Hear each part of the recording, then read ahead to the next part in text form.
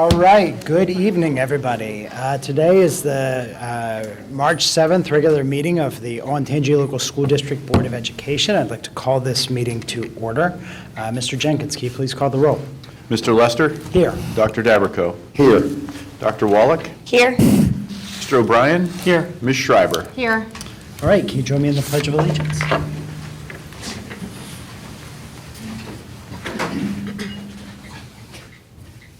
Pledge allegiance to the flag of the United States of America and to the republic for which it stands, one nation, under God, indivisible, with liberty and justice for all.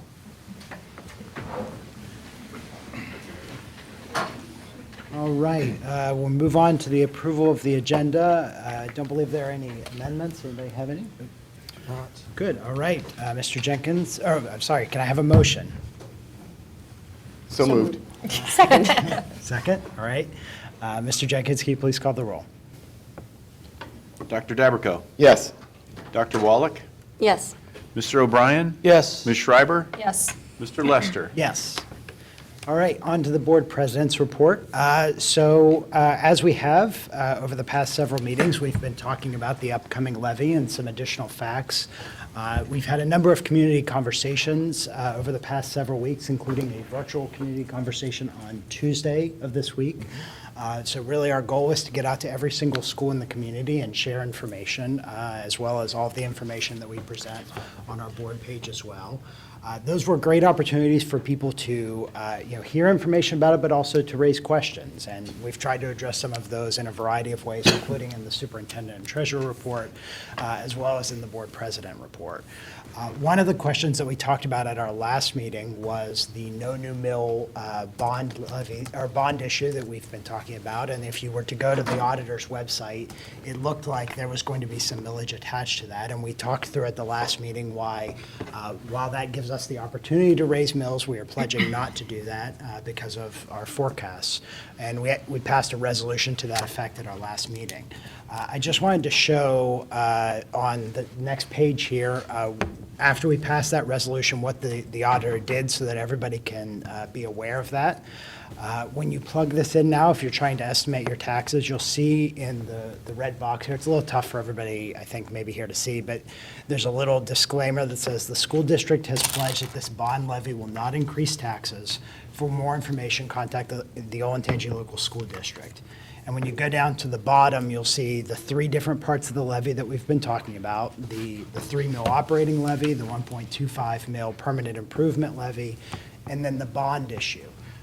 The 3 mil operating levy, the 1.25 mil permanent improvement levy, those are obviously going to increase millage as we've been talking about, but the bond issue portion of that, those 2.72 mils that they listed, we've pledged that will not be increased, even though we would have the authority to do that. So that's the part that disclaimer is talking about. Just wanted to share that with the community since we talked about that at our last board meeting. The other thing that I'll mention, another question that we've got, that we've gotten relatively frequently is why now? Why do we need to do this now? What is the urgency now for this going on the ballot?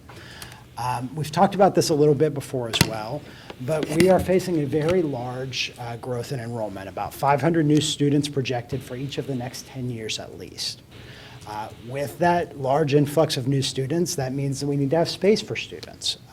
Part of the experience of Olentangy is being able to have the right size class size and all of the extracurricular activities and all of the things that comes with the school experience. As we look at where our current building needs are for all of those new students, we don't believe that would be sufficient for it. And part of what we're trying to do by going on the ballot specifically now is have the timing to have those things, if it passes, be ready for the next school year in 25-26, obviously not this fall. And elementary schools take about a year to build. So if the ballot measure passes, we would be able to build 2 new elementary schools that would be able to open in 25-26. That would significantly decrease the need for things like the trailers that we've had at Cheshire Elementary this year and in other places that we might need to have those in the future. And it would also significantly save in the costs. Those things are extraordinarily expensive. As we note on this slide here, the price to install the 6-classroom modular at Cheshire Elementary this year was about $500,000, and then it's $88,000 additional to lease it. Those are sunk costs. We don't get anything. They're pure rentals. So as we look at, building, and then those are actually buildings that the district maintains, that's a much more cost-effective way of doing it. So that's part of the reasoning behind it. Again, we'd be happy to answer additional questions about all of this. Go to the district's levy page. The goal of this is to provide the community with information about it. It's not our job to tell you how to vote, but it's to give you the information about why we're putting it up and, and what it would go to. With that, we can move on to any committee updates. I think we've had a couple committees that have met since last time, so. I'm ready today. Yeah. Oh, you're. I have no. So I think the Facilities Committee was last night. Is that Yes, right? we met last night, which was very educational for myself and Dr. Dabrico because we are the new members on the Facilities Committee and we have no professional background, unlike everybody else on that committee. So they enlightened us a lot on how they choose, how to select the people who are going to be building the schools, how to do so in a cost-effective manner that the district can control a little bit about who's involved in terms of the different subcontractors and making sure that there's quality work put in for a fair price for all of our new buildings. So that was very educational for us and, just blown away by the expertise and the experience from everybody on the Facilities Committee. And there was some familiar faces to me, but like new to the committee that I hope continue to come. So if anybody in the community has a background that they think or an interest in the Facilities Committee, we certainly encourage people to come to those committee meetings, whether you're officially on it or not. They're open to the public and they're published on the district website ahead of time. So if anyone wants more information about the Facilities Committee, please go on the website. And then there was some updates on Elementary 17, which is Peach Blow Crossing, right on time, even maybe a little bit earlier than projected. So that is going to be ready to go with plenty of time, giving teachers lots of time to get into the building and set up their classrooms and get familiar. So really excited about the fact that we're, right on schedule for that. And then just looking into the future about the additional elementary schools and the high school that we plan to build, upon passing of the levy, assuming that it passes, and being ready to go once that we know the results of the election, to be able to really hit the ground running and make sure that those schools are starting on time so that they can be ready on time for all of the students and staff to get in and help alleviate some of the overcrowding that we've been seeing. So very productive meeting last night. Indeed, we're blessed to have amazing experts that are very affordable on the committees, which is free. And the coolest thing is there's pushback and the best way to move forward, which is good. Any team that continues to get better is going to push back and ask, why are we doing it this way? So there was a good conversation last night. I appreciated their patience with me in understanding the terminology. Construction people are just as bad as educators with all these letters that we're supposed to know what they mean, but we don't. So it was a great meeting. There's nobody growing like we grow, and there's nobody that does this the way we do it with as much skill to save our community money. So we appreciate their hard work on the committee. Any other committee updates? I think so. Good.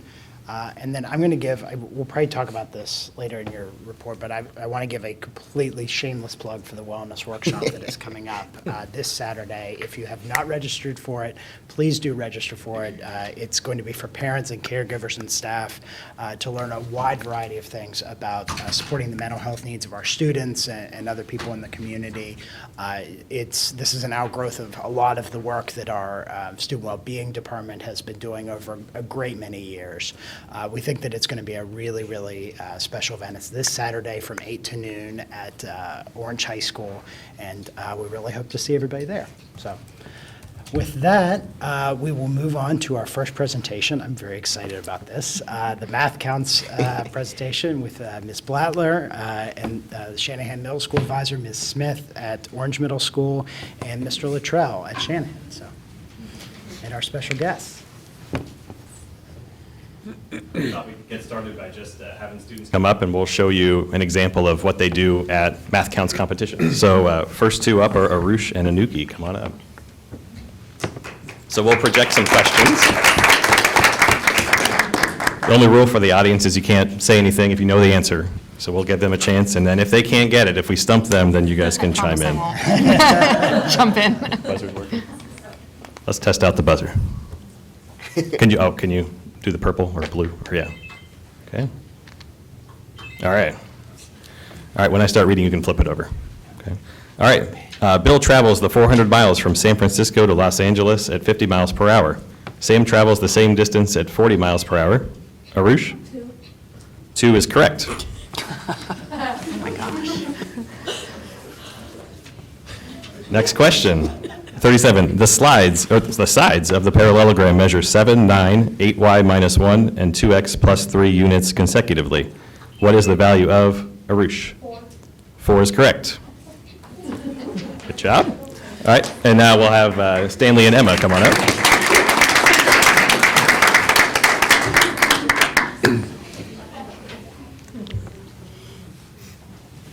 All right, are you guys ready? Okay, you can flip it over. 38, if a squared equals 6 and a to the 4th equals 4b cubed, and a and b are positive, what is the simplified value of a squared b cubed? Stanley, 48 is incorrect.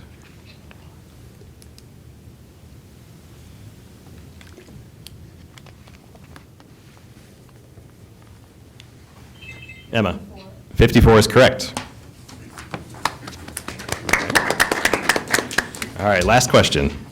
The sum of a positive number and its square, is 156. What is the number?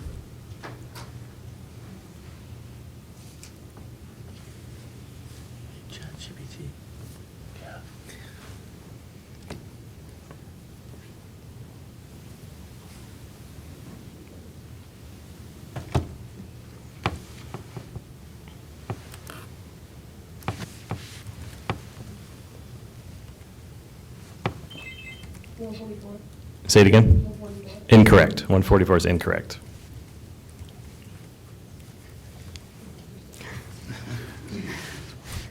He just realized I can't understand the question.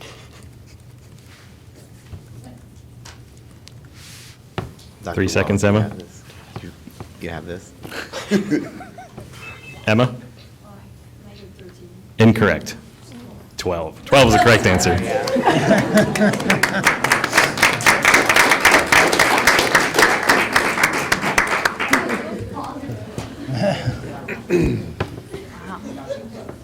When I watch these kids, I have like this grin that does not go away, and my cheeks hurt. Like, they are just impressive. So thank you for letting us show off a little bit.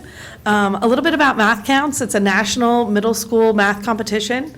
It hosts kids from grades 6 through 8. Their mission is to provide an area for them to have problem-solving skills and foster an achievement through 4 levels of fun in-person contests.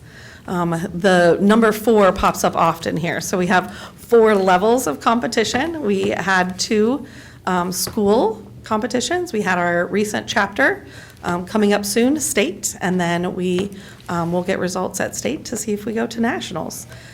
Each level of competition is comprised of 4 rounds. We have a sprint round, and that focuses on speed and accuracy. There's 40 minutes, 30 questions, no calculator.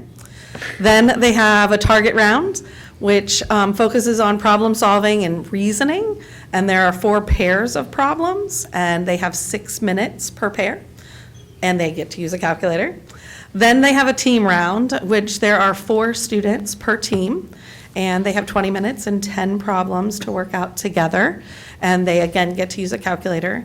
And then as you saw a little snippet of our countdown round, that's speed and accuracy, and it is a head-to-head competition.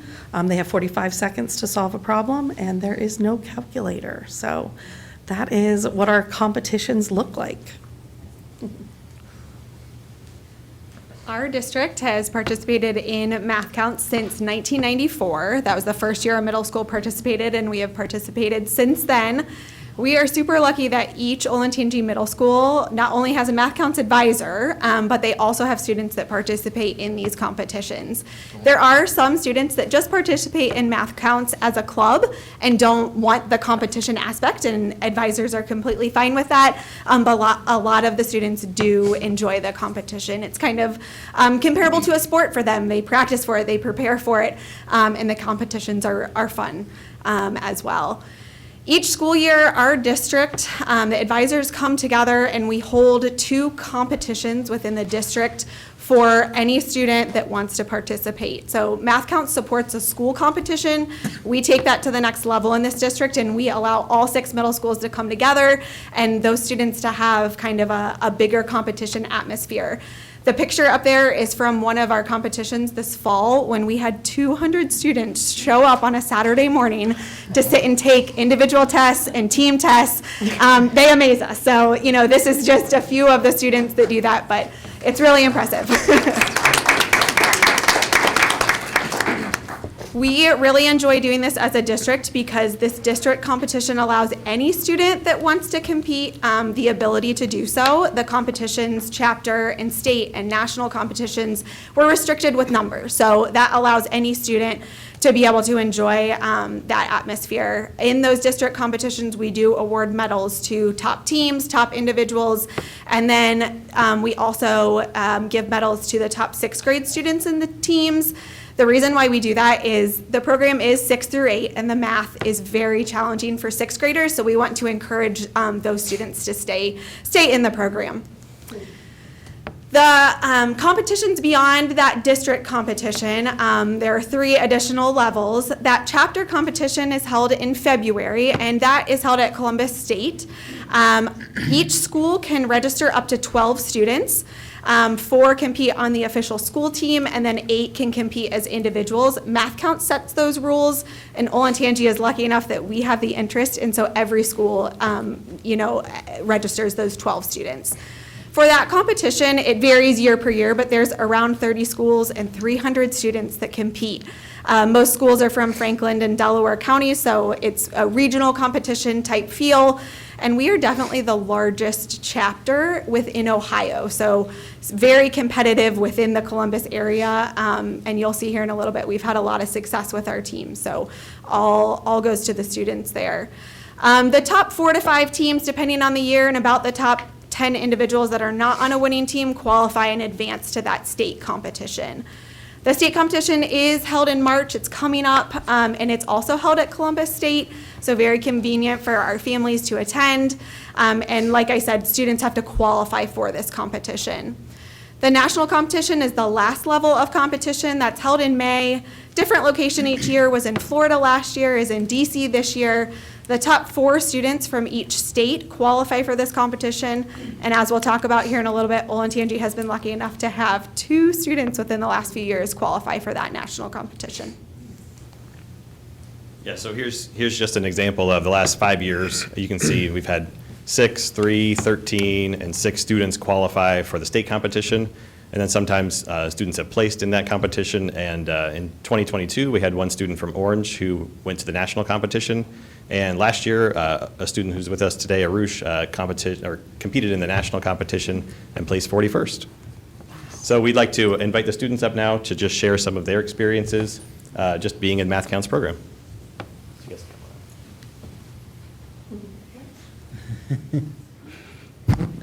My name is Stanley. I'm from Olentangy Orange. And why I like Math Counts is because even if you're really smart, you can always learn from a teammate, a friend, a teacher, or even an opponent or someone you verse. And my favorite part of Math Counts is the countdown round because it's really fun seeing how fast people can get the question right. Thank you. Thank you.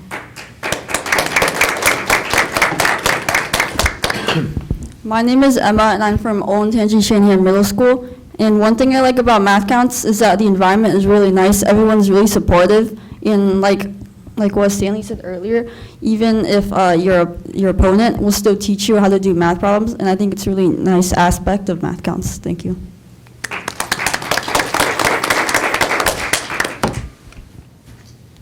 Hello, my name is Arush Crisp. I'm in 8th grade and I go to Shanahan Middle School. Over 32,000 students compete in math counts yearly, and only 250 people go to the national competition every year. I luckily was one of those students last year, and I made it to the national competition as a 7th grader. The reason I like math counts is because it creates a community that you can share your passion for math with other people, which makes it incredibly motivating for all the students. It really helps you push your limits and shows you what you can do when you really try.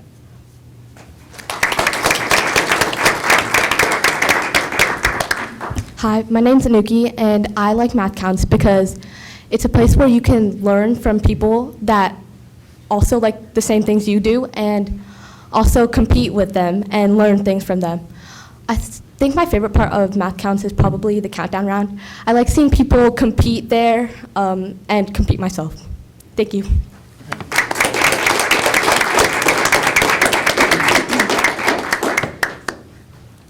That's good. All right. Any questions, comments? Go last. All right. I'm just blown away. I mean, it's just super impressive what these students can do, and I really appreciate all of you taking the time to dedicate to this. I know it's really exciting, and as Mr. Luttrell knows, he's my neighbor. My daughter goes to the same school as he does, so we hear a lot about math counts when she comes home, and she's impressed by her classmates that are in it as well. And I think it's a really great source of pride for the students and the school population. I can tell just looking at you all how proud you are as well of the students and the experience that they get from it. So thank you. And congratulations to everybody for being a part of such a cool program and all your success. So gamification is really cool when you can make learning stuff a game.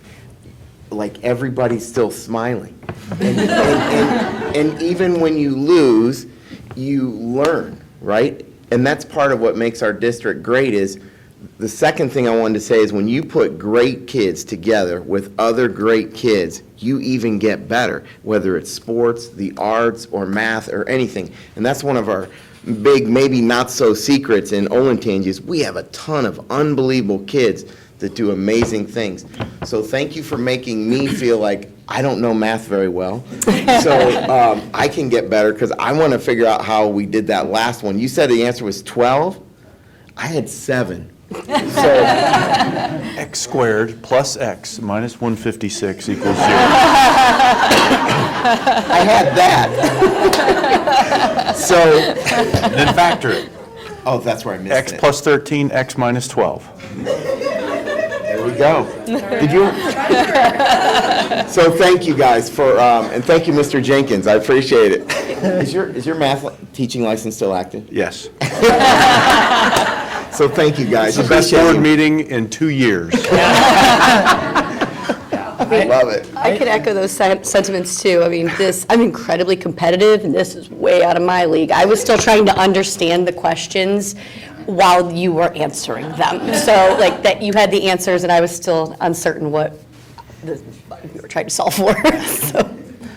Yeah, well, and I just want to thank you for the positivity that it brings. We often hear about math as, the challenge subject, right? That people struggle with math and it's hard and it can become really negative if you struggle with something, right? And so keeping people's attitudes upbeat is always a tough thing, right? So to find, I agree, the gamification of it, but to see the positivity of you all and how much you enjoy it, and even if you get, you're still learning from it, that's no matter what, that's amazing. And so just thank you all for the passion that you're all bringing. Thank you all for being so just incredibly impressive in the work that you all are doing up there, and great, it's great to see.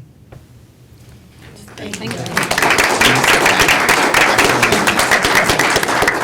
Mr. Lester, can I also thank moms and dads in the audience? Absolutely. Sure, thank you. For working with your students and all that you do at home with your students. And thank you for sending us such wonderful children each and every day. And thank you for such an entertaining Yeah. presentation, too. I That mean, we was love when cool. students come in. This was Yeah. top notch. I was invested. Yeah, I was, It's not just a calendar up there, you know what I mean? Like, it's something. Oh, shots fired, man. thank you all. Really appreciate it. Thank you for coming in. Too soon? All right. Sorry, we'll give Dustin just a minute there. And then we will move on to our next presentation item, which is our literacy update. Mrs. Schultz and Mr. DiTilio and Dr. Blackley. All right, well, my presentation's not as entertaining, but I still believe it's just as fun. So, good evening, everyone. My name is Mindy Schultz. I'm the Assistant Director of Elementary Curriculum, and my purpose for our presentation tonight is to just provide some elementary literacy updates to all of you. Okay, so to begin, I would like to highlight some of the important work that's been taking place this year with our elementary literacy specialists. As you know, in Olentangy, we do our due diligence to stay on top of the latest research and instructional practices. We work collaboratively with teachers and specialists to develop instructional models that provide a shared understanding and commitment to the educational goals and principles that guide instruction and learning within the district. Our elementary literacy model was first created in 2013. At that time, we leaned in closely to the research from the National Reading Panel on the 5 pillars of literacy. In Olentangy, we used that research to guide our research adoptions, our usage, our data decision-making, and instructional practices. Most recently, after studying research around the science of reading, our elementary literacy specialist team determined that it was time to update our literacy model. As you can see from the new model, which is currently in draft form, the pillars of literacy still stand strong. You will notice that the foundation of the pillars are built in our new model. They represent student engagement, motivation, and executive functioning skills. You'll see that under that active self-regulation. We also updated the components to represent word recognition, bridging processes, and language comprehension. This model, it's still in draft form. However, we're very proud of the work that we've accomplished this year. Therefore, it is why we are sharing this today. Another important update with literacy that's happening, especially in elementary world, is House Bill 33. So House Bill 33 passed this most recent July, and within House Bill 33, there are multiple buckets. As you can see, there are 4 kind of main buckets within this House bill. Throughout the current school year, guidance has been provided by the state, 1 bucket at a time is how they have come to us. And already we've communicated and implemented the first 2 buckets, which are around the 3rd grade reading retention, reading improvement monitoring plans, that's what RIMPs stand for, and high dosage tutoring. Most recently, there's been more information coming to us around the literacy core curriculum requirement that's also part of this House bill. So this is the main bucket that I'm going to be talking about tonight. You'll notice that there is a science of reading professional development requirement also tied to this House bill. Communication is now coming out from the state, and we're still working through those details. But once we have all that information, we'll make sure that we come and provide you with an update on that.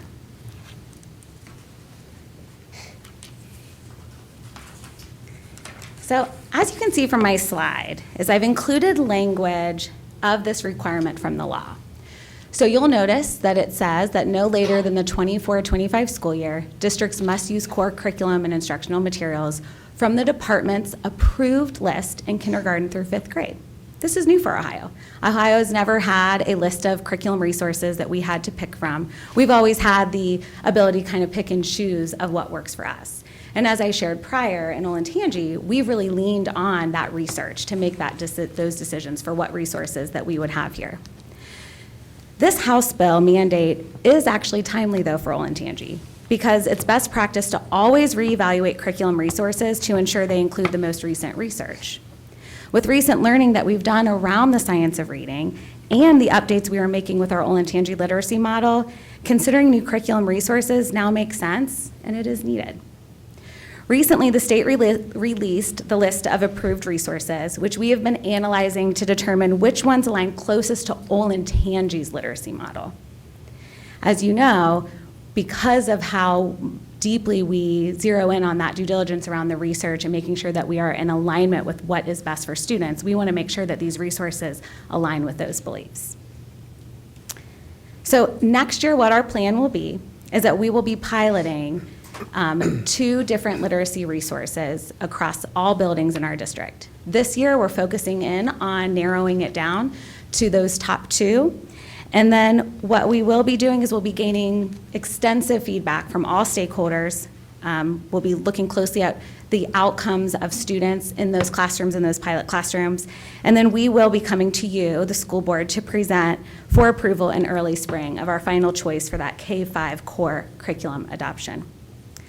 In Olentangy, as you know, we have 5 stars, not because of the resources, but it's because of the strong teachers, the support staff, the administrators, the processes that we have in place, and the strong and intentional professional development that happens year after year in Olentangy. It is our goal that these resources that we will recommend next year for approval will only enhance those pieces in Olentangy. Any questions?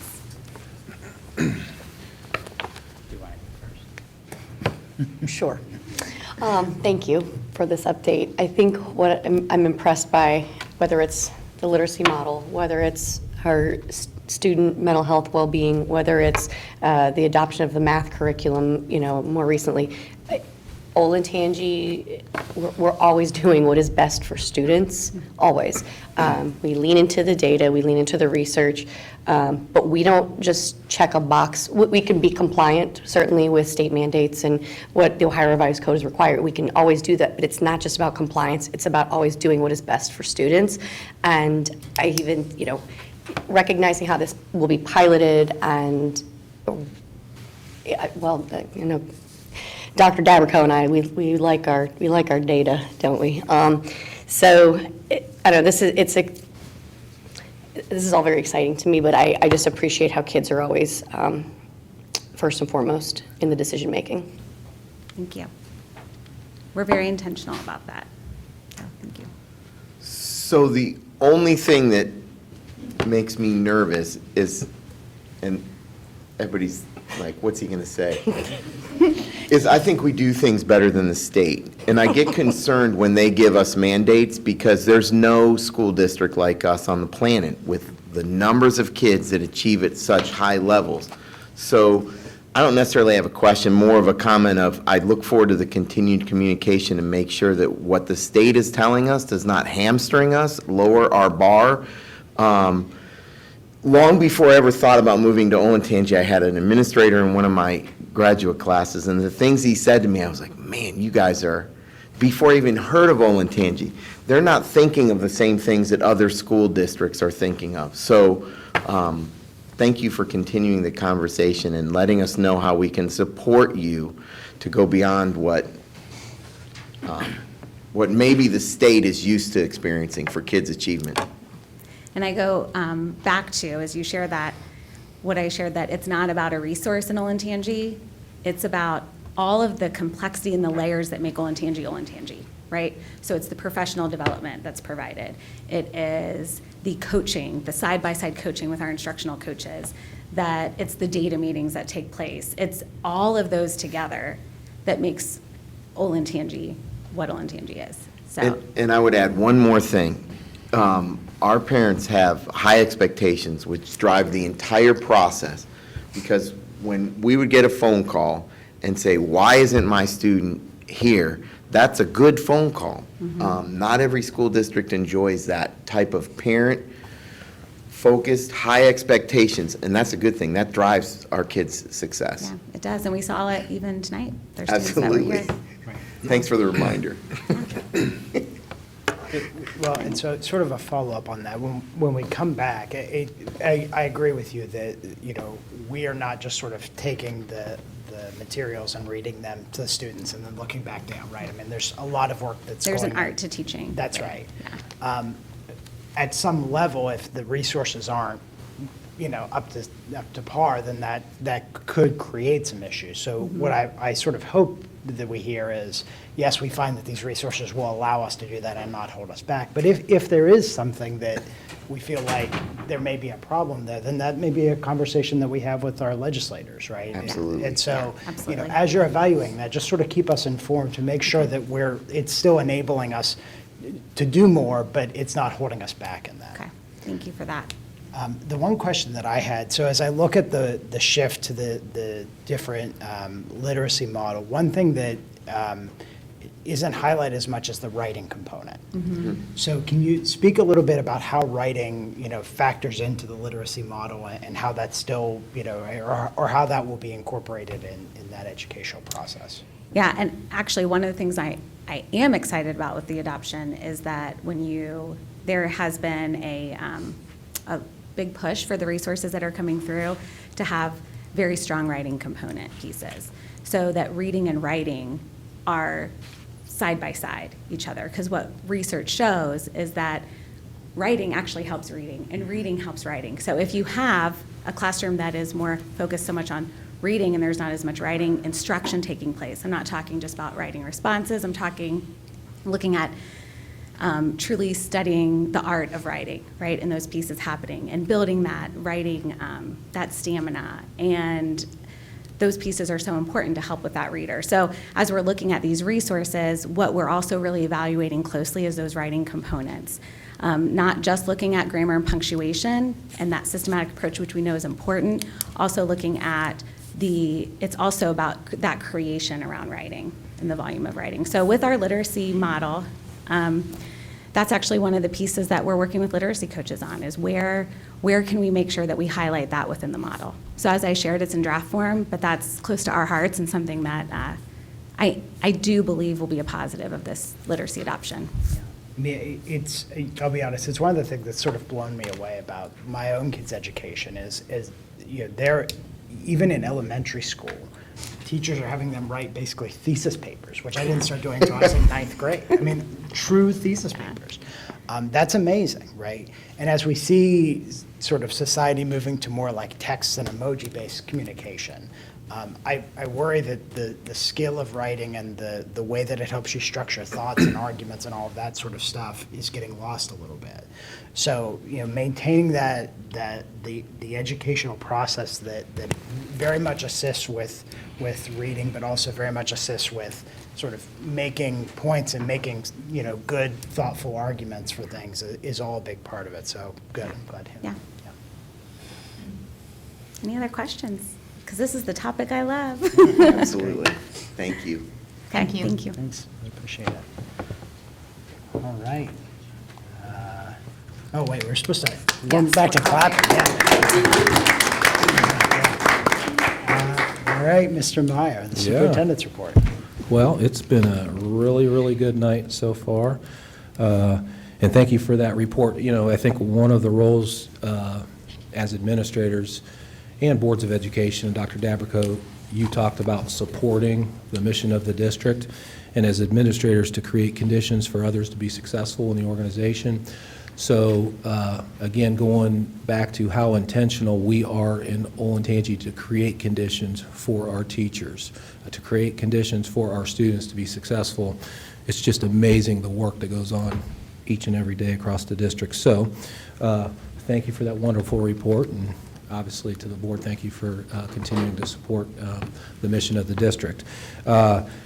Just before I get started, I started my day at Wyandotte Run Elementary School with Mr. Jenkins and Ms. Davis this morning, and just what a delight. Just we held a staff meeting, and we're almost done with through all of the buildings with our building staff meetings, but just it just started my day off on the right foot for sure. The staff meeting went extremely well, but then when we leave, as the students come in, the elementary school, smiles on their face, just excited about being at school and about learning. So that was awesome.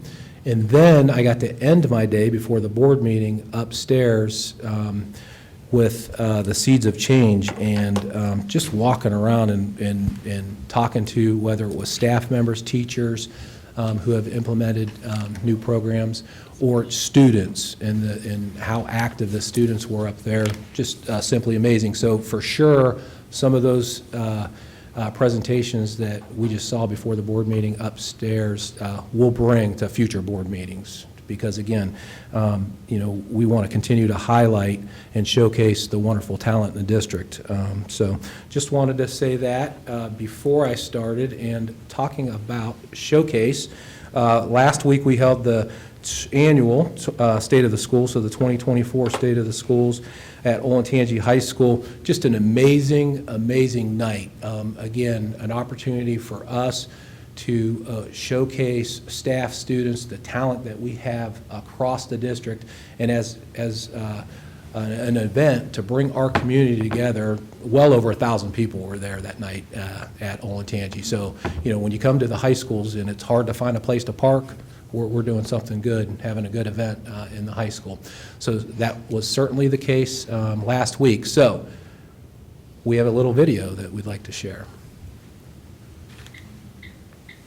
Guten Morgen, guten Morgen, how are you? How are you? Buenos dias, Dobroranku, Dobroranku. Guten Morgen, guten Morgen, how are you? How are you? How are you? How are you? Buenos dias, Buenos dias, guten Morgen, guten Morgen. How are you? How are you? Buenos dias, Buenos dias, Buenos dias, Buenos dias, Buenos dias, Buenos dias, Dobroranku, Dobroranku.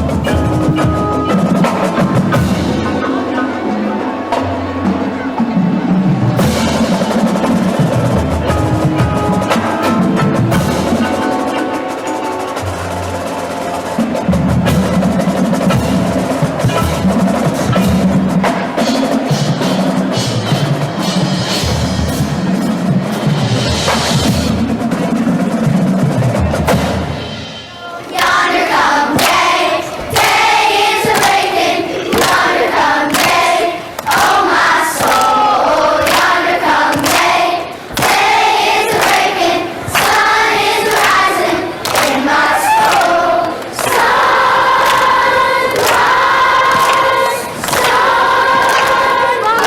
of yonder.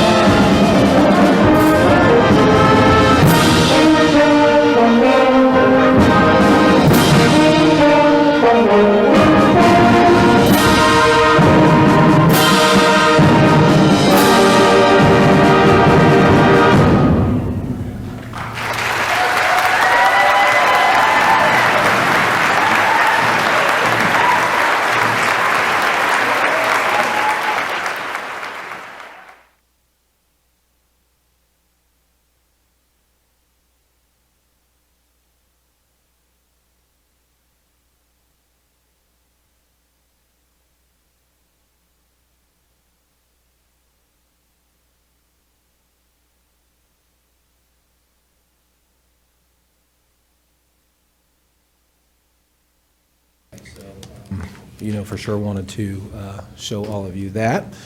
Some more good news. We just this week, the Ohio Department of Education Workforce announced the recipients of its 2024 Ohio Career Technical Education Equipment Grant Program. So happy to say that Olentangy schools will receive over $2.3 million in grant money to support programs related to the district's advanced manufacturing pathway curriculum. So you can see there in the third bullet, the grant will fund the purchase of essential equipment, including 3D printers, drones, collaborative robotic tools, hydraulic systems, pneumatic systems, programmable logic controllers, virtual reality headsets, and 3D laptops for immersive learning experiences, along with the training for teaching staff. So I'm going to invite Dr. Blackley just to talk a little bit more. Dr. Blackley, along with Molly Preston, our Assistant Director of Strategic Partnership, and our Program Administrator, Mrs. Karen Sidoti, over at the STEM Academy. They worked on this grant, submitted the grant, and extremely pleased that we were one of the recipients. And I do want to really thank Molly and Karen. This was a truly collaborative effort. It was a bit of a trifecta of things that happened. I was actually on a webinar that there's a college career workforce readiness measure that will be appearing on the state report card in 2025, and realized that there were that measure is kids will be given points for certifications that they acquire. And then when I was working with Molly, and she was creating all of these great partnerships, we then partnered with the ESC, and what we're actually going to be doing starting in June is an audit of our courses here in Olentangy and ways that we might be able to articulate some very clear pathways for kids so that they do get this credentialing. On top of that, then Karen actually had reached out. This information for this grant came out like first week in November, and she said, do you think we qualify? What do you think about this? They gave precedent to school districts that have a concentrator percentage of less than 10%. And when we looked online, we're at 1.6%, meaning 1.6% of our students leave Olentangy schools with some kind of certification. So we were like, yes, we do qualify. And so I do have to say it was a collaborative effort in a very short time. And we are so excited about this because it is really going to give opportunities grades 7 through 12 for students. We were very purposeful in identifying equipment that's movable, transferable into different buildings, so kids don't just have to go to the academy to take advantage of this. Most of the robotics will be housed there, but in terms of the equipment like this immersive learning experiences for kids, really putting them into that can be used across a lot of our classrooms, our science classrooms, math classrooms, and things. So very excited about what's to come. So thank you. Thank you. So moving on, as I talked about, I think it was a few months ago, we're creating a superintendent student advisory committee. So yesterday, we hosted our first meeting. The purpose of the committee is to provide an opportunity for student voice on programs and processes that affect the student experience. So yesterday, we had 16 high school students, juniors and seniors, which each high school principal selected from their high school cabinets. So that's how we're starting out. And all 16 showed up. So obviously, we did introductions, but we just had 2 simple questions. We did a plus delta. Write down the biggest positive you've experienced this year as a student, and then write down the biggest change you think your school can make to improve the student experience. And so each student obviously answered those 2 prompts, and then we did whip around. That's what you call it, right, Dr. Fetty? Yep. Dr. Fetty created that whip around to where each student talked about those two questions. So really the takeaways for us were students love leadership opportunities. So again, opportunities that we can provide in the context of the school environment around leadership, really enjoy those types of opportunities. And so, for example, leadership opportunities would be in some of the clubs. They mentioned especially at Orange High School, the Multicultural Fair, or similar events and assemblies that they're part of creating for their school culture.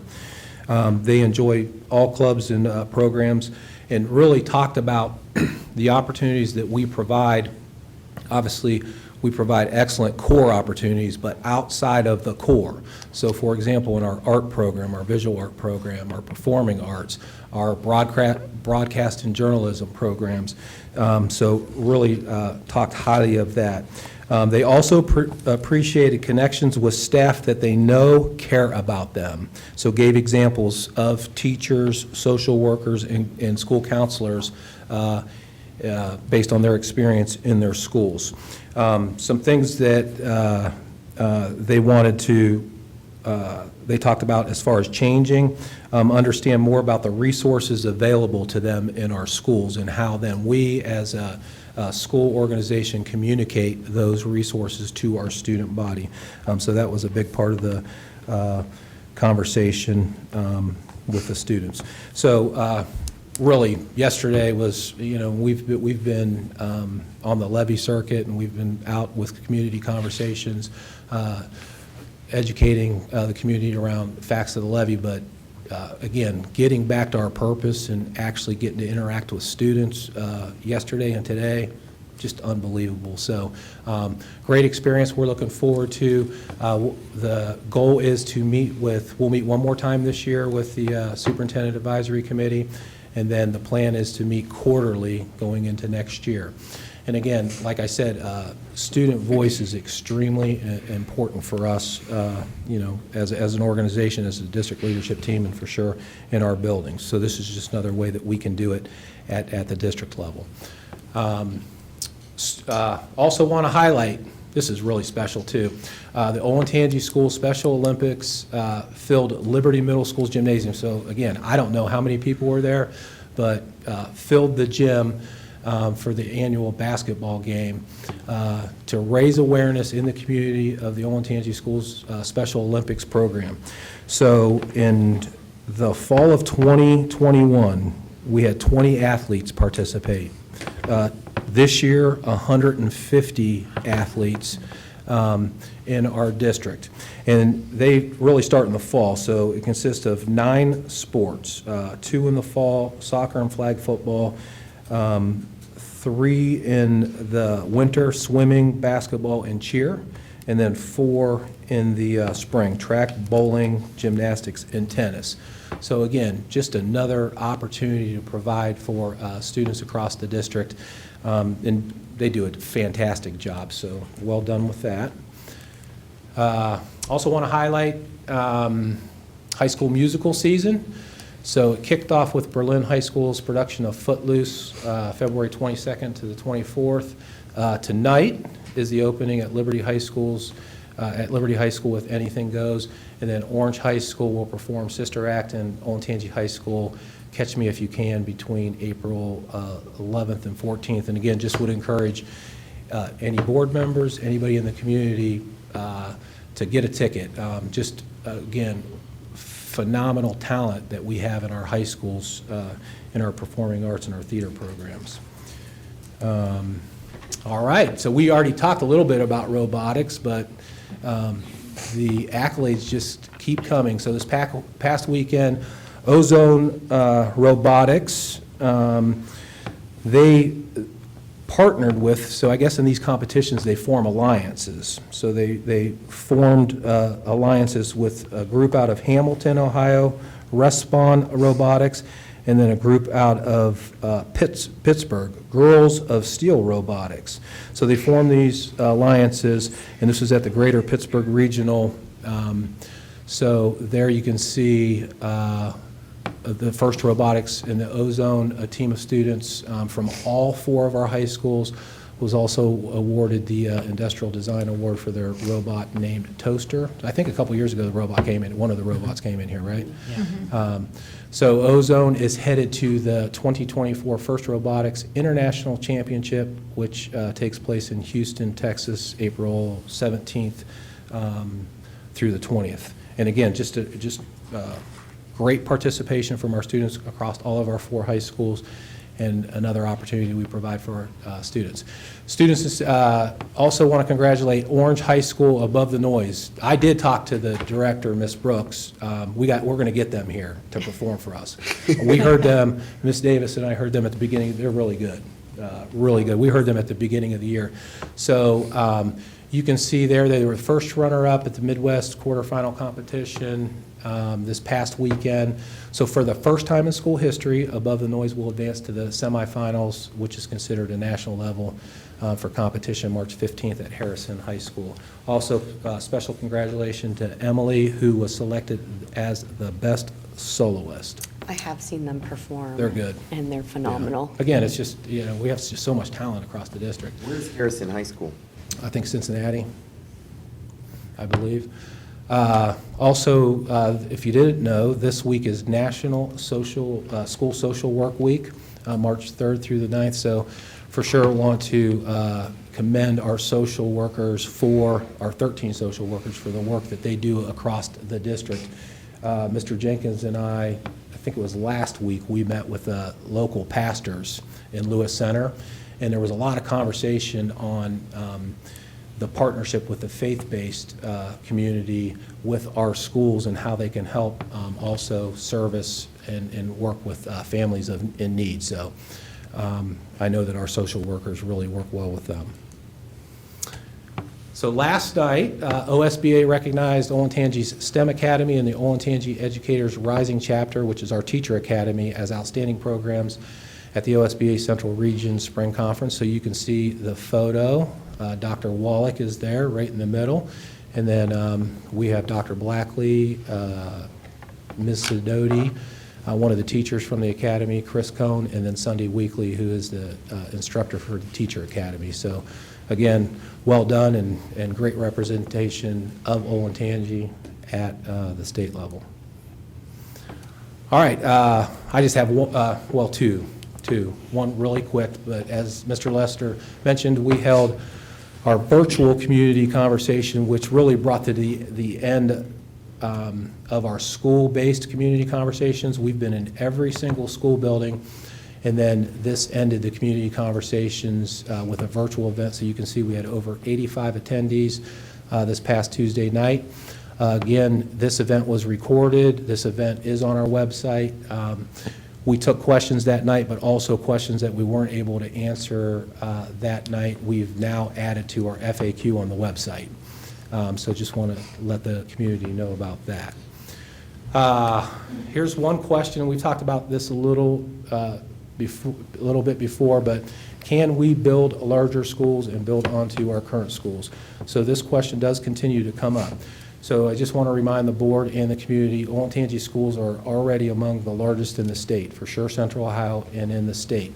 So our high schools are 4 of the 16 largest in Central Ohio and 41 largest in the state. The average high school in the state is, in Ohio, is 700 students, and we're well over 1,700 students and continue to grow in our high schools. Our middle schools are 6 of the 40 largest in Ohio, and there are 16 elementary schools are among 20 of the 20% largest K-5 schools. You can see the average K-5 elementary in Ohio is 434, and currently we average in our elementary schools enrollment over 650. And we've showcased a lot of students tonight, and we talked about student opportunities and the student experience, and that's really, for us, what we have to continue to keep in mind, the student experience going through our schools and the opportunities that we provide, and how purposeful and intentional we are on creating environments where every student is connected and feels a sense of well-being in our schools. So size does matter, the larger we get. So again, that's important for us. So you can see we already have large schools, and as a district leadership team, we do not feel that we should continue to put more kids in our schools. Superintendent action items tonight. We have one resignation, so I'd like to congratulate Tana DeMoss for her years of service in Olentangy. She'll be finishing her 30th year here in Olentangy. We do have two administrative contracts. The first one, a social worker who will replace a resignation that we had, and then Sierra Sullivan, new assistant principal at Peachblow Crossing Elementary, which will open in the fall. Also have classified staff action items for employment. We have a few seniors for early graduation. We have, I think, 4 overnight and out-of-state trips. And then just want to highlight, we do have 2 business management items. The approval for M&D Blacktop for the district paving improvements. We bid this out and they won the bid at a total of $955,500. This is within our capital plan, within the scope of the work across our district for blacktop work over the summer. So again, this is within the scope of our capital plan. And then also recommending approval for with Triad in the amount of $58,000, and this is for interior and exterior architectural design services at Shanahan Middle School. So we talked a lot throughout the last couple of months of the renovations that we plan on doing at Shanahan Middle School. So this will be an agreement with Triad Architects to start that work. All right, important dates. Believe it or not, end of the third quarter this week, today actually. We have a teacher work day tomorrow, Friday, March 8th. Again, Mr. Lester mentioned the Olentangy Wellness Workshop this Saturday at Orange High School, 8 to noon. You can see third quarter report cards will be available March 15th, and then our next Board of Education meeting will be Thursday, March 21st. So with that, any questions? I want to echo the State of the Schools event was just a tremendous job. I mean, really tremendous job by everyone who presented, and it's so great to see our students showcasing from all of the schools. Really, it's just so inspirational to see how excited they are and just all of the wonderful things that they're doing. I wanted to touch on one additional point you mentioned, which is this superintendent student advisory thing. When we were doing the superintendent search, we did a number of focus groups across the community. We had an open parent focus group, we had staff focus groups, and we had student focus groups. And I know that Dr. Lucas, who was helping us to run that search, talked about just how that was the best one. And they were very vocal about the things that they liked and things that they wanted to see change. And getting that input and continuing to get that input, not just a one-time, oh, we're doing the search, we're checking the box, but it's truly that we're listening to them. It's vital to our mission. I'd like to see more students, come to these meetings, right? Frankly, to do that. It was important to us when we put students on the mental health committee, and we really heard the value of what they had to offer there. So I think that remains a really important focus as a district, certainly, to us as well, and just continue to get that and adjust things appropriately. Absolutely, and that's why we're here, because of our students, and we have to provide ways to allow them to share their voice.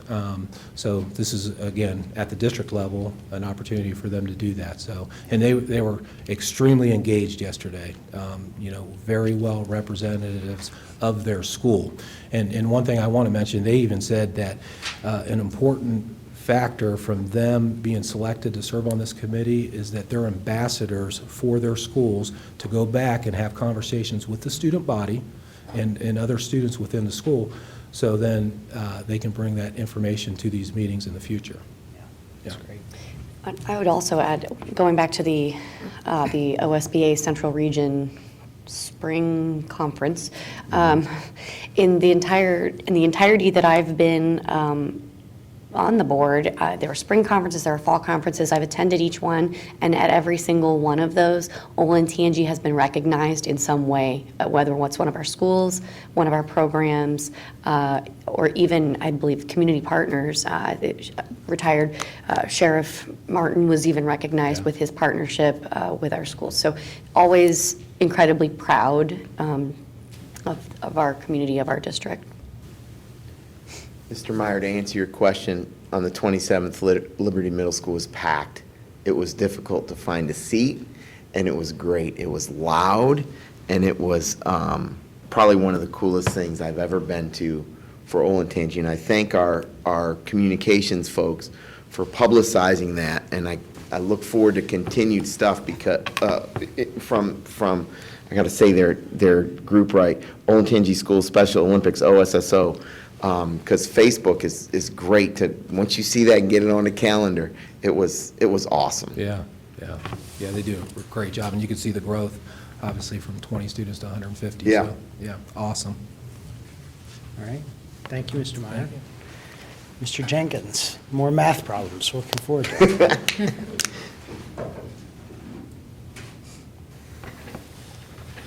Good evening, board members. I just have a couple of things tonight. I wanted to start by saying that today I attended the City of Powell Tax Incentive Review Council meeting.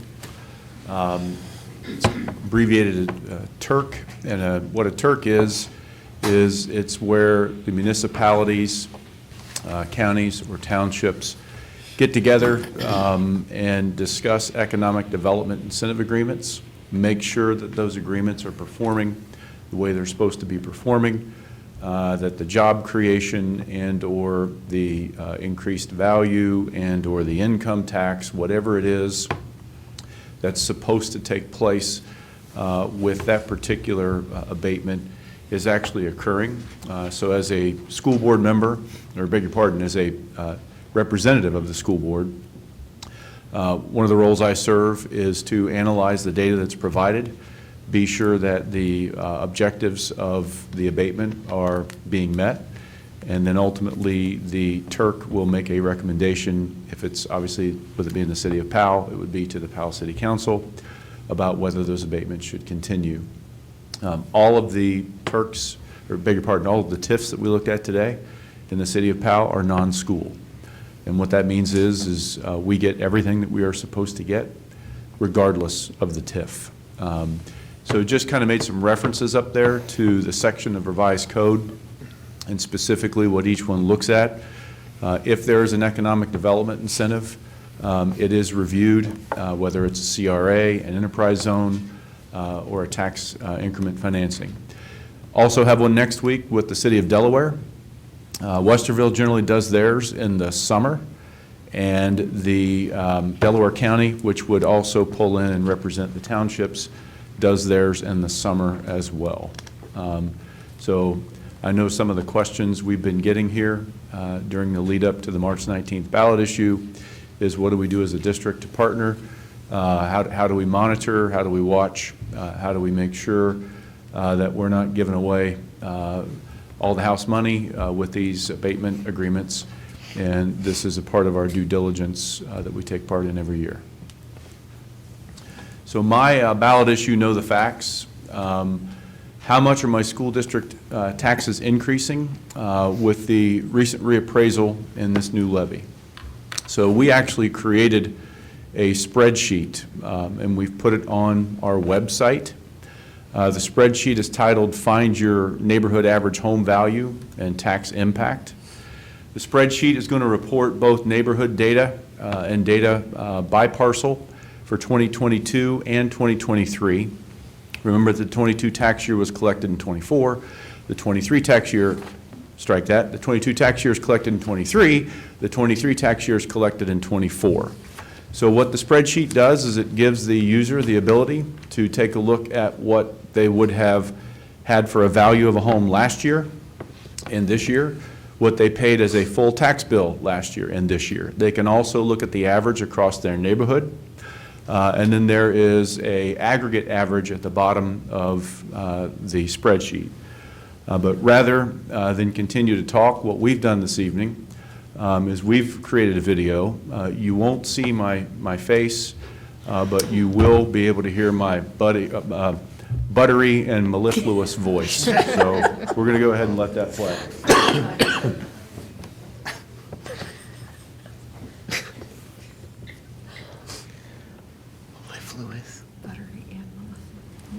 Hello, Olentangy.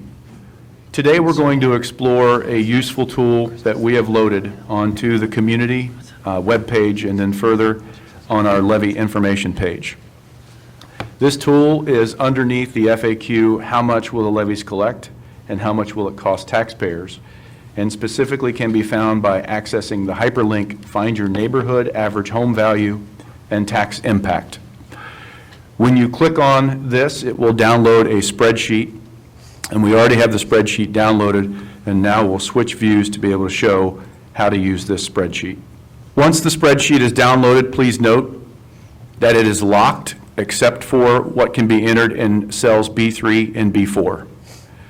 The data represents a complete pull of the residential database from the Delaware County Auditor's webpage for 2023 residential and 2022 residential values.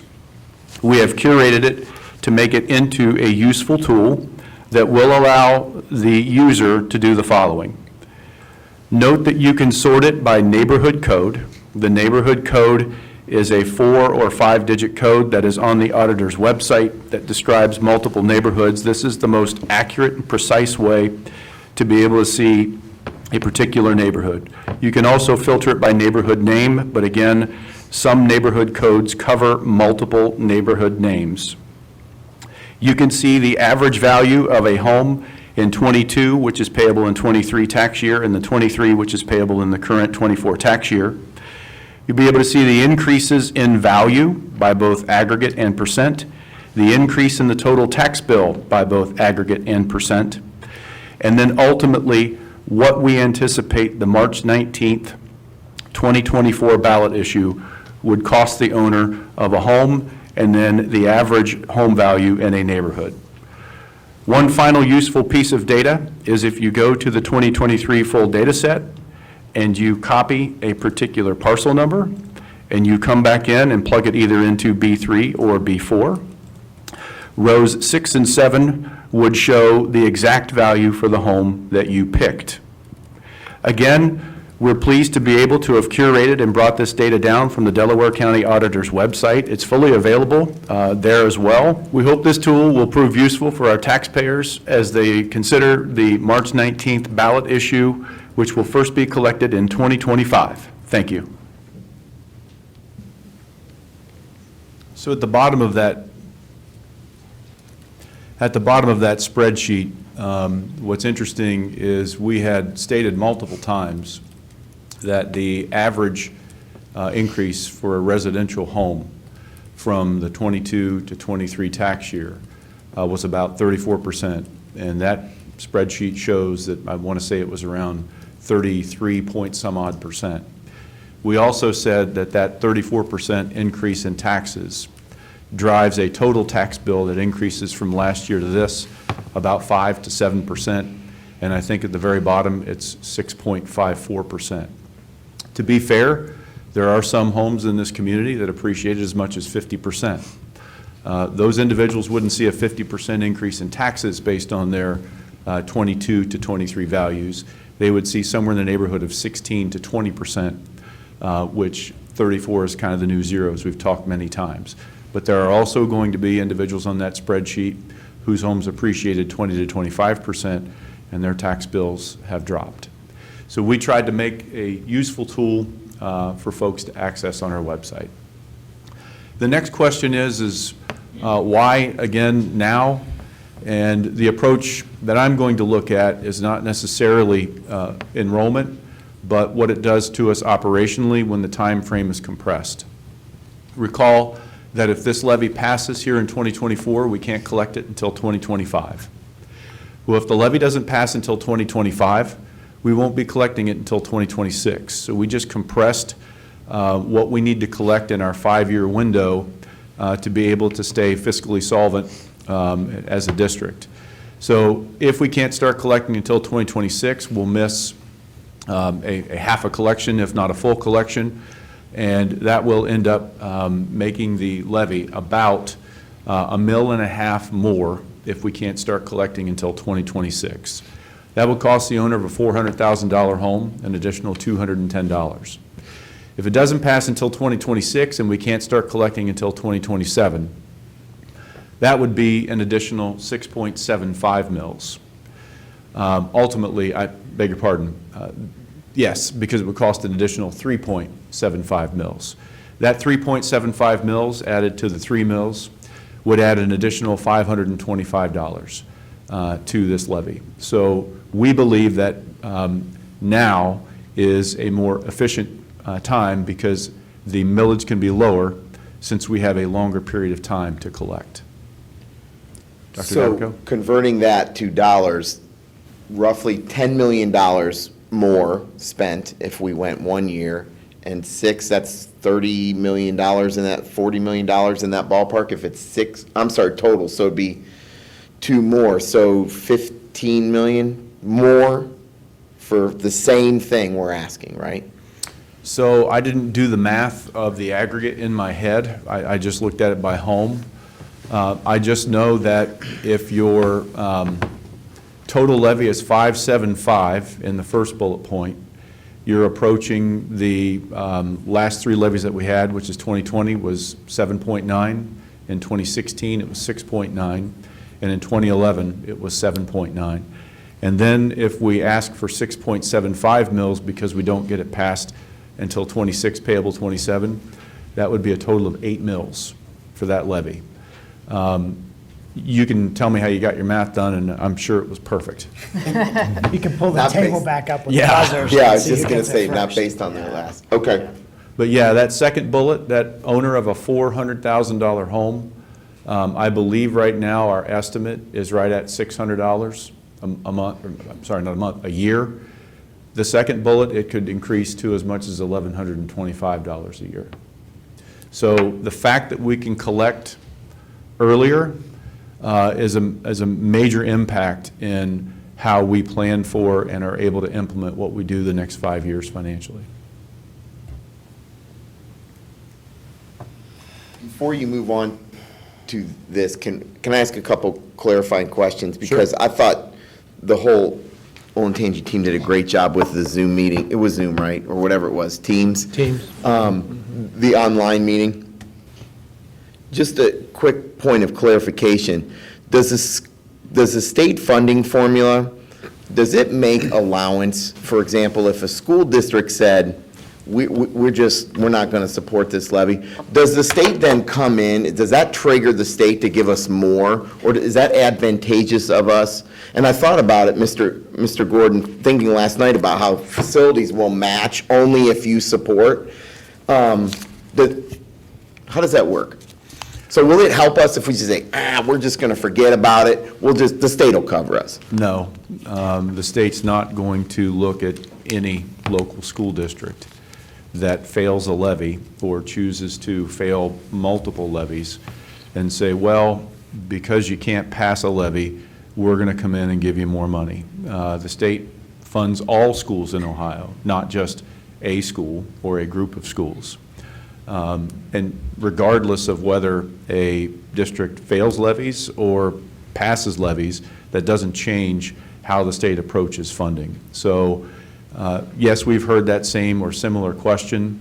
You know, if Olentangy schools, if the levy isn't going to pass, won't that trigger the state to come in to provide the shortfall? And the answer is no. And we have decades of experience with this in central Ohio with school districts that didn't support levies, and the state didn't change their funding formula. The district just had to limit the options for students. That's correct. It sets off a cascading event of cuts or other reductions and/or other things that don't necessarily enhance or augment, we believe, the school experience. Ultimately, if a school gets in dire enough financial straits, what the state actually does is come in and essentially take over the school district. And districts where the state has come in and done that they're not the kinds of schools or the places that you ultimately want to end up being. It's just not a good experience in any way, shape, or form. So my second follow-up question is, to that is, where do we fit statewide and central Ohio-wise with our property taxes that I'm thinking about millage. Are we like the highest on the planet, or where do we fit with that? No, we're not the highest in the state by any means whatsoever, and in our area, there are a couple of schools that have more effective mills than us. Those schools would be Dublin and Worthington. One of the things that I would say is, if someone were to say, well, how is it that our effective millage is, if someone feels that way, so high?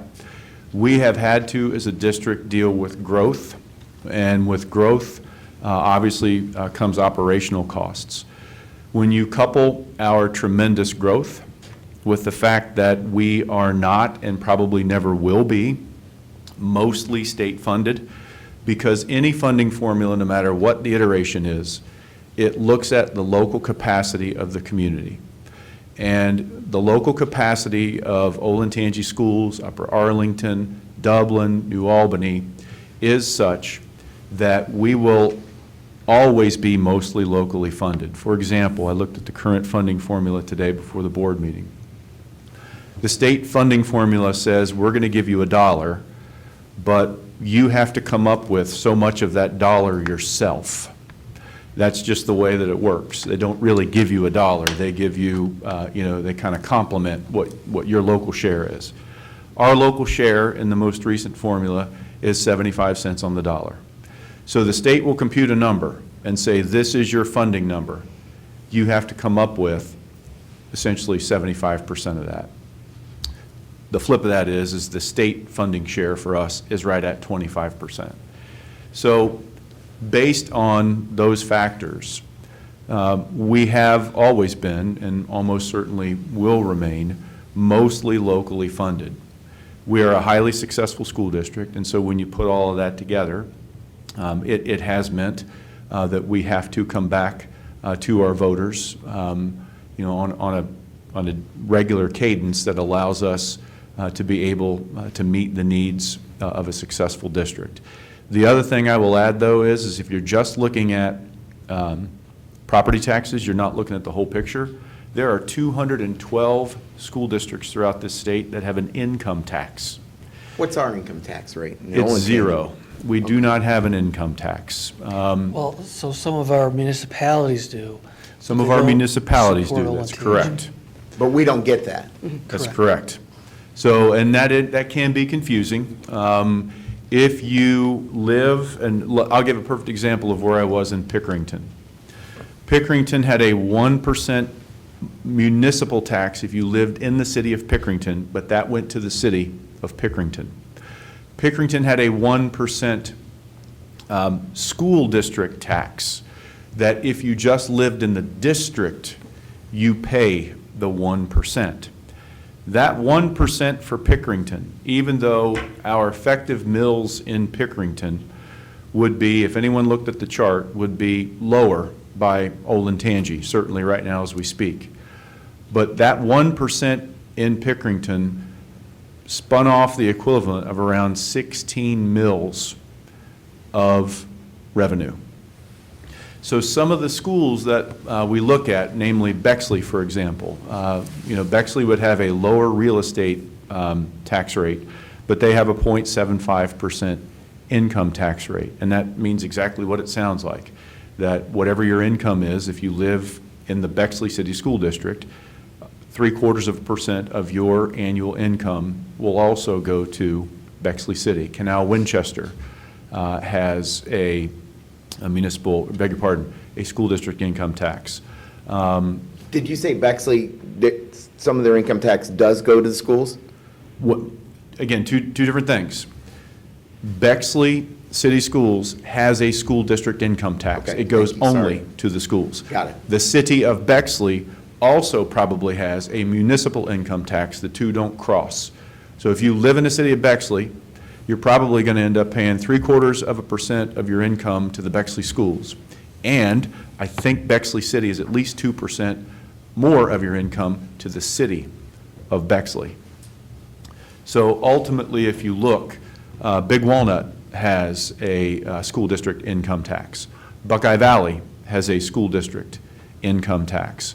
So to look at just real estate taxes doesn't always tell the whole picture of what's going on with the school.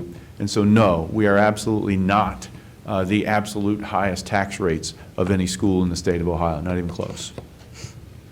Just wanted to be clear. I thought it was clear in the virtual meeting as well, and your clarity continues. Thank you. So, other questions? So the treasurer action items are pretty light this evening. Minutes from February 22nd meeting, and then donations, as you can see, from the Orange Athletic Boosters, $500 for the Career Lab Coffee Shop from the Davisons and Davisons Orthodontics, just a shade under $4,700 from the Liberty Athletics, and then the Heritage PTO, just a little bit under $7,000 for field trips for Heritage Elementary. Those will be recommended as a consent item unless anyone would want to talk about them separately. Questions? Thank you, Mr. Jenkins. We have a second to get back, and then we have public participation. Do we have any for tonight? We do have one. Ms. Kay Coughlin is here this evening to speak about the use of the Braves as an identity. Ms. Coughlin. Good evening, everyone. Good to be here with you again. So my full name is Julia K. Coughlin. I am a graduate of the class of 1991. I was a lifer. I graduated from the new high school, which I understand the kids now call the old high school. So that was a long time ago. I reside in the district now. I'm here tonight as an alumna and a current parent as a resident of the district as well. And I'm here to talk about our continued use and really protest the continued use of the term Braves as part of the logo and identity of Olentangy High School. And you've also heard me talk about the Patriots and my protest against that. I'm not going to talk about that tonight. I'm going to focus on Braves. What I want to say is that by appropriating this identity, we are dishonoring the indigenous people upon whose lands we stand. And in essence, that means we are erasing their great legacy. You look at this map on the wall over here, this would have looked very different. First of all, they would not have had a map. It would have been in their heads. That was their connection to this land. Sources say there were at least 6 main native tribes in Ohio: the Shawnee, the Delaware, the Ottawa, the Maya-Ami, which we commonly call Miami, the Wyandot, and the Seneca Cayuga. We are at this very moment directly occupying land that was theirs, so we are occupiers on their land. I attended the One Community Conference a few weeks ago, which was excellent, and to my knowledge, none of the descendants of our First Nations or Indigenous people were there. And this is not surprising, given that only about 0.16% of Ohio's population today is Indigenous or First Nations people. That's fewer than 10,000 residents of the state of Ohio. These are people who have been essentially erased.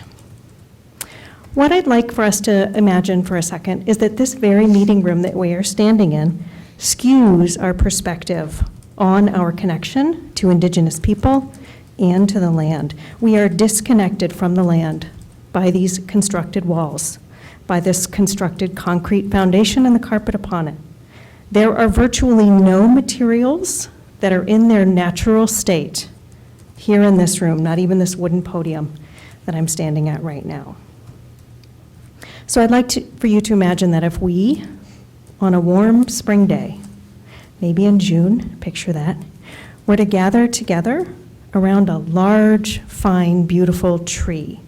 Let's pick a native tree, like a maple, or an oak, or one of our beloved buckeyes, which is a native tree. We would gather on the edge of a forest, probably, take off our shoes, those of us who are brave enough, so that our feet could touch the earth, and then we would all place our hands on that tree. Each of us then would begin to connect back to the land, to the sense that we could restore some of what has been taken away from our First Nations people. And we could reconnect to the nonviolence that we could tap into by welcoming back the very idea of the ancestors, who are not our ancestors, but ancestors from this land. I'm sure we would actually begin to feel emotional pain and challenging emotions. That's what happens when you tap into the emotions and the earth. And I'll be brief in closing up. What I'd like to say is that we must not turn away or insulate ourselves from these emotions. We must not teach our children to turn away or insulate ourselves from these emotions. We must teach them and ourselves to build capacity for it. And this is why I'm inviting us to stop using the identity of the Braves. I would be glad to be a part of that work should we ever, when we decide to get rid of that name. And I do say that as an alumna, remembering with those memories of what that was like, looking back and really cringing now at how we took that for granted. Thank you very much. Any questions? Thank you. As I've said, I do have resources that I could recommend to anyone who is looking for reading material on this. I'm big into making sure we educate ourselves based on actual resources from the people who have been affected by this. If anyone would like that, I do have a list. Thank you very much. Thank you, Ms. Coughlin. Appreciate you coming to speak to us. All right, we are on to the treasurer consent items. Mr. Jenkins. The board members, this evening, I'm pleased to introduce item A, which is the approval of the minutes from February 22nd, 2024. Item B, which is the approval of the noted donations.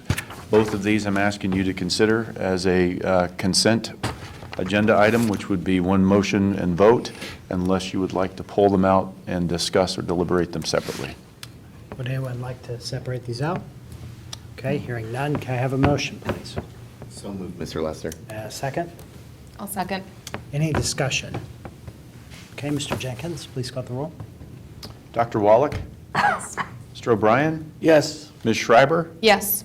Mr. Lester? Yes. Dr. Dabrico? Yes. All right, Mr. Meyer, the superintendent consent action items. Yes, thank you. Board members, I recommend approval of the following superintendent consent action items. A, specific human resource items, certified staff. B, specific human resource items, classified staff. C, approval of seniors for graduation pending certification of completion of all district, state, and local requirements. D, approval of student overnight out-of-town field trips. And E, approval of business management and facilities items. I'm asking you to approve items A through E by one single action and vote, unless you'd like to discuss any of these items separately. Which the business management and facilities are the paving and the Shanahan architectural design, right? Correct. Yes, okay. Would anyone like to discuss any of these separately? Okay, can I have a motion, please? So moved. And a second? I'll second again. Any discussion? All right, Mr. Jenkins. Mr. O'Brien? Yes. Ms. Schreiber? Yes. Mr. Lester? Yes. Dr. Dabrico? Yes. Dr. Wallach? Yes. Okay, and then can I have a motion to adjourn, please? So moved. And a second? Second. The only discussion is we'll be back here March 21st for our first post-levy meeting, so we look forward to that. All right, Mr. Jenkins. Mr. Lester? Yes. Dr. Dabrico? Yes. Dr. Wallach? Yes. Mr. O'Brien? Yes. Ms. Schreiber? Yes. All right, thank you. I made the whole time without sneezing. I'm really excited about that. All right. I made the whole time. I need to have a little tissue to pass out in case I'm sneezing. My allergies are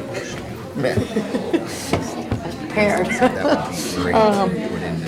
God, I've been sneezing.